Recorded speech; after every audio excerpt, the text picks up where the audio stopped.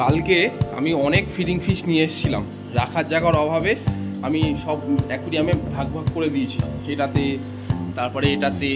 এই ওপরে যে থার্মোকলগুলো দেখতে পাচ্ছ সেটা মাছগুলো প্রচণ্ড ঝাঁপায়। প্রথমে যেহেতু বড় জায়গাতে থাকে সেখান থেকে ছোট চেম্বারে আনা হয়েছে বলে এরা খালি মানে প্রচুর পরিমাণে ঝাঁপায়।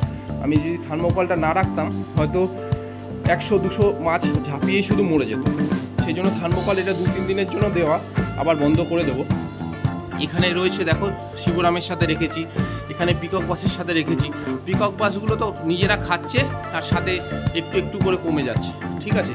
এখানেও আবার কিছু বড় সাইজের পিকক বাস আছে, একটু বড়, সেগুলোর সাথে রেখেছি। মোটামুটি সবার সাথেই অ্যাকুরিয়ামে রয়েছে।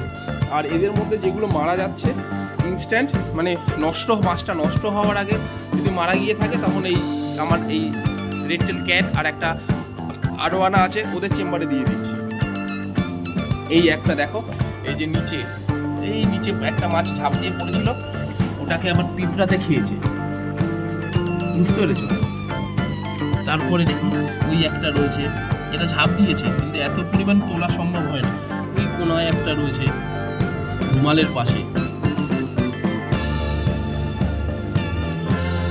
এরপর এই পাশের ঘরে নিয়ে যাচ্ছি, এখানে দেখো এই যে 2-3টে ঝাঁপ দিয়েছে, কালকে রাতেই দিয়েছিল। আর এদেরকে অলরেডি পিঁপড়ারা ওদের গায়ের মাংস খেয়ে নিয়েছে, আর কিছু কিছু রয়েছে, এ পরে থাকুক, আপাতত পরে তুলে দেবো। এখানে রয়েছে কিছু, এখানে এই যে এর নাম হচ্ছে ক্রোকোডাইলের সাথে রয়েছে, ঢাকনাটা তুলি তারা বুঝতে পারবে। ক্রোকোডাইলের সাথে রয়েছে, মাছগুলোর কোনো সমস্যা হচ্ছে না। এখানে ছোট ছোট গোল্ডফিশ এনেছিলাম, ওদের সাথে রয়েছে। এখানে কিছু বড় গোল্ডফিশ আছে, এদের জলটা ঘোলা হয়ে গেছে, জলটা ইমিডিয়েট সাইফন করতে হবে, আর তারপরে হয়তো ঠিক হয়ে যাবে। আর এইখানে রয়েছে কিছু বাই কালার অরেন্ডা, বাচ্চা পেয়েছিলাম, তুলে রেখেছি। এগুলো যদি বড় হয়ে ভালো কালার আসে তাহলে একটু ভালো হবে, সেই হিসাবে আলাদা করে রাখা আছে। দেখা যাক কি হয়।